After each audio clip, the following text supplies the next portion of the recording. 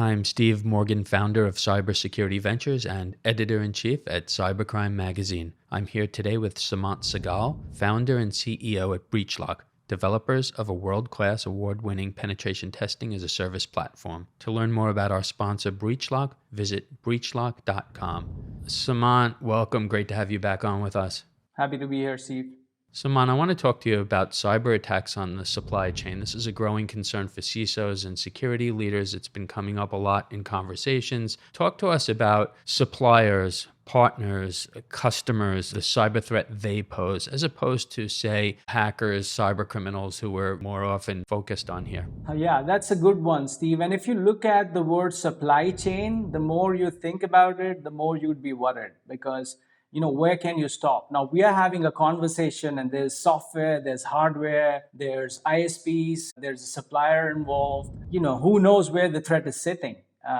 So I think the first aspect of this conversation has to be around how does one define, the supply chain and how far do you want to go with it? And that makes this problem extremely complex. I mean, there have been approaches that the industry has introduced in terms of third-party vendor assessments or vendor risk matrices. The more I look at it, I only start to believe that we're only scratching the surface of it because when I think about software, there's multiple layers. There's GitHub, there's Git repositories, there are libraries, open source that everybody's using. So it's a very big challenge. And I think the next 5 to 10 years, you're going to see a lot of bad news coming our way from a supply chain perspective, but also a lot of solutions that would come to the rescue.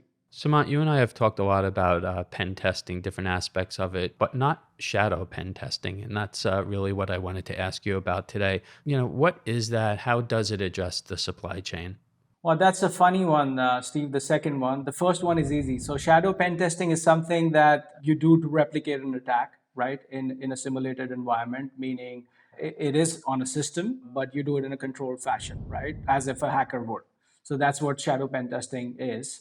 And it basically depends on how you would scope the assessment for the assessor, right? So that's where it ends. However, when you look at it from a supply chain perspective, I've got a funny anecdote that I can share with you. In a particular hack that we were involved with, it was on the whole organization was in scope, and the assignment was to, let's say, exfiltrate data out of the organization. And it so happened that we were encountering systems that belonged to the organizations and an HR system that did not, which happened to be from a very big brand name in the industry, Fortune 500, let's put it that way. And we ended up taking some data out that we were able to use to hack further in the process, right? The actual target. And it so happened that that particular vulnerability in this third-party system, part of the supply chain here, was almost like a 0 day for them. So, we were really proud and we sent it to the team there. And we were hoping to get some swag back, but we got the legal team reaching out to us and saying, hey, you violated the policy. Here's the terms and conditions, and you're not allowed to do these kind of activities. In the end, we were able to talk to the executives there and sort it out. So it meant no harm for both parties. But these are subtle things that you have to be careful about. We're extremely careful about it as an independent pen testing as a service player in the market. So whenever it's a third-party system, we always ask our client, hey, do you have a written authorization to test this? If it's Office 365 or anything else that they use. And if that's not the case, we just get our hands off it because it's not legally viable and advisable to trespass that thin line. Well, listening to you talk about that, Sumant, I think about maybe some mid-market companies where, maybe it's not a Fortune 500, but they're still companies of substance, and any smaller or mid-sized company where they don't necessarily have the same types of legal controls. They, often don't have in-house counsel. And perhaps they're not working with a company like yours. Now, most people in our industry are familiar with BreachLock, your reputation, but as you know, a lot of small or mid-sized companies sometimes might reach out, work with an independent, work with a less reputable company, and this is a really concerning area. Are there legal challenges that these companies should be thinking through? Absolutely, they have to. For once, you could put in your policy in terms of what are the boundaries. If you're building a software yourself, and more importantly, Steve, I think it's very important for these the smaller organizations to make it clear what is the right channel, how a third party can reach out to them in case such a flaw comes to light, right?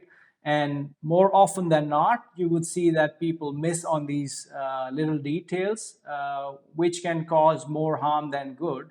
So it's very important for these small companies, the mid-sized companies, to think about all of these things and put them in their policy, and also communicate that with their customer care.